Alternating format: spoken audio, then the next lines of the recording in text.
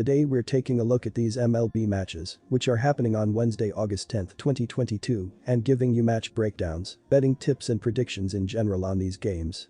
Welcome back to High Stakes, let's get straight into it. Also, don't forget to subscribe to get notified as soon as we release these sport prediction videos, and if you would like more betting tips and predictions, then check out our Patreon in the link down below. Our new Patreon is a way for us to help you improve your chances of making more money. Multiple plans are available for each and every one of you. You can get 30 extra betting picks all the way up to 360 extra betting picks per month. Stop wasting hours of your time searching for bad betting picks that ends up costing you a lot of money. Join the High Stakes Patreon now and get the best betting picks. Going back to our video, we will give you 2 betting picks for each game, a team pick and a total pick based on facts and detailed explanation. So make sure to watch our videos till the end so you don't miss any of our picks. Detroit Tigers vs Cleveland Guardians. The Cleveland Guardians play the second game of a 3-game series on the road Wednesday against the Detroit Tigers. Cleveland is 56-52 following its 1-0 victory over the Houston Astros on Sunday. Our team pick is Cleveland Guardians, and here is why. Cleveland split their 4-game set with Houston as they won the final 2 games of the series at home over the weekend. The Guardians entered Tuesday night second in the AL Central, 1 game behind the Twins for the top spot in the division. They were 1.5 games behind the Mariners for the final wild card spot in the American League. On Sunday, Cleveland got 2 hits each from Steven Kwan and Oscar Gonzalez, while Luke Maile accounted for the game's only run with a solo homer, his first of the year, in the 5th inning. Triston McKenzie, 8-8, earned the win on the mound as he threw 8 scoreless innings, allowing 2 hits with 1 walk and 8 strikeouts. Emmanuel Clase fanned a pair in a scoreless 9th to record his 24th save of the season. Detroit dropped 3 of 4 at home to Tampa Bay in their weekend series, wasting a solid pitching performance in Sunday's finale. The Tigers entered Tuesday last in the AL Central, 15 games behind the Twins for the division lead. In the AL wild card race, the team was 15.5 games behind the Mariners for the final wild card spot. On Sunday, Detroit finished with only 3 hits with no player having more than 1 in the contest. Matt Manning was brilliant but ended up with a no decision. He threw 7 innings, allowing no runs on 4 hits with 3 walks and 7 strikeouts. Gregory Soto, 2-6, took the loss as he allowed 5 runs on 2 hits with 3 walks and no strikeouts in 2/3 of an inning. Normally, the thought process is to fade a starting pitcher coming off the Illinois, which is the case here for Civale, who hasn't pitched in the majors in nearly a month. With that said, the Tigers are a team that has a tough time making contact on the best of days, and that could be a challenge here. Detroit had their issues at the dish against Shane Bieber in the early going Monday, and they have had major problems against right-handed pitchers this season. Civale has been lights out against the Tigers in his career, and with Cleveland having something to play for as they are battling for the AL Central lead, you have to give them the upper hand against a Detroit team that has sputtered offensively. Give the nod to the Guardians here. Our total pick is under 8 runs. Kansas City Royals vs Chicago White Sox. This Wednesday, the 55-53 Chicago White Sox and the 44-65 Kansas City Royals will play Game 3 of this 4-game series. The first pitch will be thrown out at 8:10 p.m. Eastern Standard Time inside Kauffman Stadium. This is also the 4th series between these two this regular season, as they are becoming very familiar with one another. In their last series, the White Sox were able to steal 2 out of 3 games. Our team pick is Chicago White Sox on the money line. And here is why. The Chicago White Sox are currently 6-4 in their last 10 games as they have been playing better baseball as of late.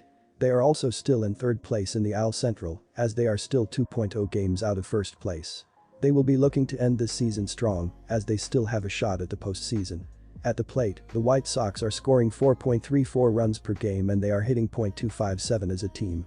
This is the 18th least amount of runs scored per game and the 5th highest overall team batting average. They have shown that they can reach base consistently, but they have very little power inside their lineup and they haven't been very clutch when they have men in scoring position. They are only averaging .87 home runs per game as well. They are being forced to string together multiple hits to score as they aren't giving themselves any runs with a home run ball. This is also the 27th lowest average in the MLB. I also expect the White Sox to stay very conservative once they have reached base safely. They can't risk losing any base runners as they need every run that they can get. They have only stolen 39 bases this season, which is the 25th least in the league. The Kansas City Royals are currently 5-5 in their last 10 as they have been up and down this season. The Royals are also still in 4th place in the AL Central as they are still 12.5 games out of 1st place. At the plate, Kansas City is currently scoring 4.03 runs per game and hitting .246 as a team. This is the 24th least amount of runs scored per game and the 14th highest overall team batting average, as the Royals have shown that they can consistently reach base safely. They were stinging together hits left and right against the Red Sox in their last series, and they will attempt to keep that trend going in this one. Unfortunately, the Royals also have very little home run power inside their lineup. They are only averaging .86 per game, as they are one-dimensional at the plate. It will take multiple hits for them to score, as I don't see them hitting many homers in this one either. I do expect the Royals to stay aggressive once they have reached base safely, though. They have already taken 68 bases this season, which is the 8th most in the MLB. They will do whatever it takes to push their base runners closer to home plate. I will be riding with the Chicago White Sox in this one. They are the overall better team, and I don't love the Royals starting pitching in this one. They will have Chris Bubic on the mound, as he is 2-6 with a 5.27 ERA. He has been even worse at home, though. Inside Kauffman Stadium he is 1-4. He isn't getting the job done inside his ballpark, and the White Sox will take advantage in this one. Chicago is currently scoring the 18th most runs per game, but they have the 5th highest overall team batting average. They will consistently reach base against Bubic, as the White Sox will have multiple opportunities to drive in base runners throughout this game. Kansas City is also one of the worst defensive teams in the league, as they are allowing the 27th most runs per game and they have already recorded the 16th most fielding errors this season. They will continue to make mistakes in this one, and the White Sox will slowly pull away. I also see Johnny Cueto shutting down the Royals in this one, as he has been a road warrior this season. He will keep the Royals off the bases and he will pitch deep into this game. Our total pick is under 9 runs. Texas Rangers vs Houston Astros. It's another chapter in the battle of AL West teams from the Lone Star State on the diamond in this contest. The Texas Rangers are on the road as they play the middle game of a 3-game set with the Houston Astros Wednesday night. Texas split a 4-game series at home with the White Sox as they were drubbed 8-2 in the finale of the set on Sunday afternoon. Houston split their 4-game road series on the road with Cleveland as their bats were held in check, getting blanked 1-0 in the finale Sunday afternoon. This article was published prior to the conclusion of the series opener of Tuesday's contest at Minute Maid Park. Our team pick is Houston Astros minus 1.5 runs. And here is why. Texas split their 4-game series with the White Sox at home as they were roughed up in the finale of the set Sunday afternoon. The Rangers entered Tuesday third in the AL West race, 21 games behind the Astros for the top spot in the division race.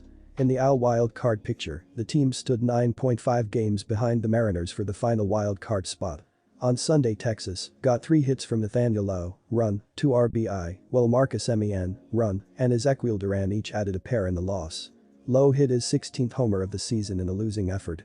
Spencer Howard, 2-4, took the loss on the mound as he allowed 6 runs, 5 earned, on 8 hits with 1 walk, and 3 strikeouts over 3.1 innings of work. Houston dropped the final 2 games of their 4-game road set with the Guardians to wind up with a split of their weekend set. The Astros entered Tuesday holding a comfortable 11.5-game lead over the Mariners for the top spot in the division. They were 1 game behind the Yankees for the top record in the American League and home field advantage in the postseason. On Sunday, Houston finished with only 2 hits, with both of them being singles. The lack of hitting production wasted a solid outing from Christian Javier, 6-8, who took the loss on the mound. He threw 6 innings, allowing 1 run on 6 hits with no walks and 4 strikeouts. It's challenging enough for the Rangers to get the upper hand on the Astros in recent years, as the numbers bear out. After all, Texas has dropped 39 of the last 54 meetings overall with the Astros and a staggering 26 of the last 29 meetings at Minute Maid Park after falling 7-5 Tuesday night. To make matters worse, they send Otto to the hill, and he's struggled this season. In addition, Houston counters with Verlander, who has distanced himself from the rest of the field in relation to the AL Cy Young race. The Astros are dangerous at home, and no deficit is too much to overcome. Give Houston the upper hand in this contest. Our total pick is over 8 runs. And here is why. Justin Verlander might be having a great season, but both teams have been carried by their lineups, and the upcoming game should reflect that, with both the Rangers and Astros driving in runs from the first pitch. The Rangers, who average 4.45 runs per game, should constantly drive in runs with Nathaniel Lowe, Corey Seager, and the rest of the batting order making contact and keeping rallies going against Verlander and the Astros pitchers.